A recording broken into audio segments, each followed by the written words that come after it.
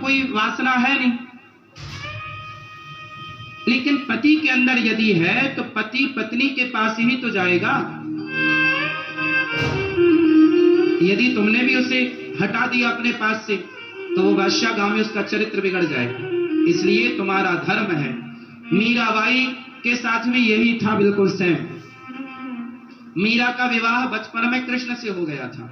मान लिया था उन्होंने पति कि मेरे तो पति गिरधर गोपाल है, लेकिन फिर भी उनके माँ बाप ने जबरदस्ती उनका विवाह भोजराज से कर दिया, जो राणा के बेटे हैं।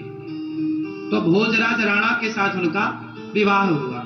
जब उनकी पहली रात आई मिलन की, मीराबाई को बिठाया गया एक कमरे में, सिर्फ दीपक का प्रकाश था, और जो कि रिवाज है घूंघट डाल के मीराबाई को बिठाया गया।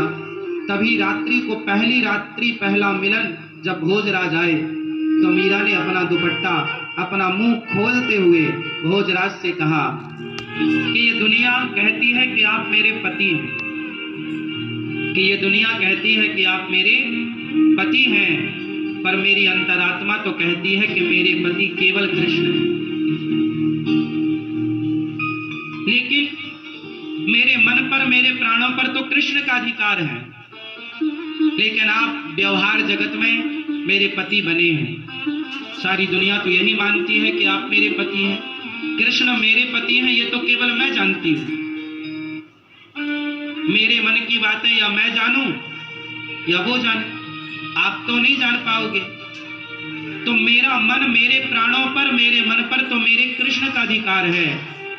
लेकिन आप यदि मुझे अपनी पत्नी मानते हैं तो आपके सामने मेरा शरीर है। यदि मेरे शरीर की भूख है आपको, तो मेरे शरीर से आप अपनी भूख मिटा सकते हैं, मैं मना नहीं करूंगी।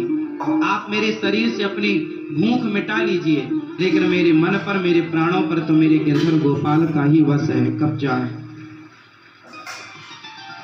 तो इस बात से यह सिद्ध होता है कि यदि आपका पति कामुक है तो फिर आपका धर्म है कि आप अपने पति को भी धीरे धीरे सत्संग से जोड़ें, कथाओं से जोड़ें, धीरे धीरे उसके मन को भी बदलें और उसका साथ दें।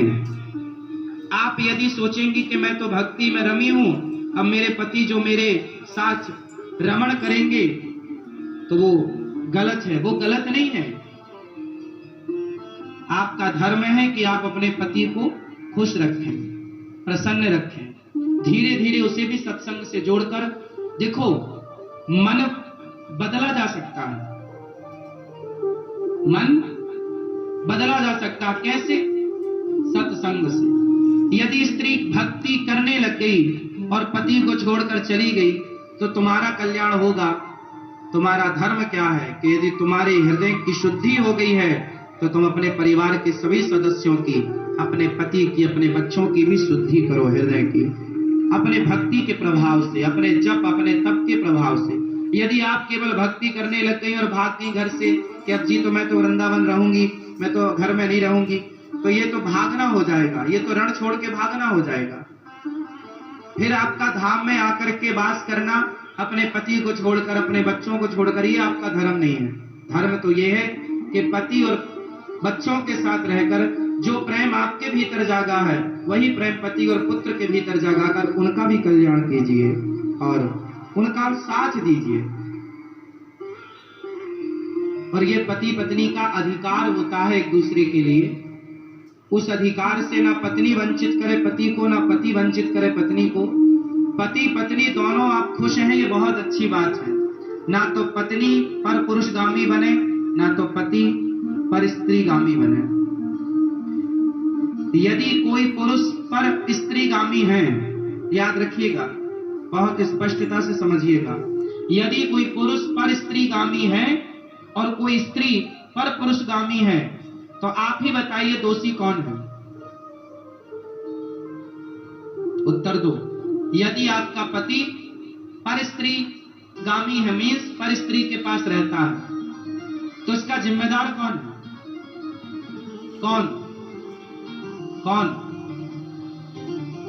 यदि पति पर पुरुषगामी है, पर स्त्रीगामी है, तो जिम्मेदार कौन है?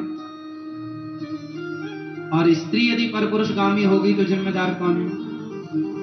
पति पत्नी ही जिम्मेदार। इसलिए गृहस्थ जीवन में पत्नी का धर्म है। पत्नी को मोहिनी कहा जाता है। पत्नी को क्या बोला जाता है? भगवान नारायण ने 24 अवतारों में एक अवतार कौन सा लिया? मोहिनी अवतार। स्त्री, इसलिए हमारे भारत में श्रृंगार होता है। श्रृंगार किसका होता है? स्त्री का होता है, पुरुष का नहीं होता। स्त्री का ही श्रृंगार क्यों होता है? पुरुष का क्यों नहीं होता? 16 श्रृंगार स्त्री का है तो 8 संस्कार पुरुष पे भी होते कि भाई तू भी कुछ लिपस्टिक लगा, तू भी कुछ तो कर। सारा श्रृंगार का स्त्रियों के पास से पूरा कार्य। पायल भी वही पहने, चूड़ी भी वही पहने, मंगलसूत्र भी वही पहने, बिछिया भी वही पहने, बिंदिया भी वही पहने, मांग भी वही भरे, काजल भी वही लगाए। पुरुष के पास श्रृंगार नहीं है कुछ भी। खाया ना? बताओ स्त्रियों को श्रृंगार क्यों दिया गया?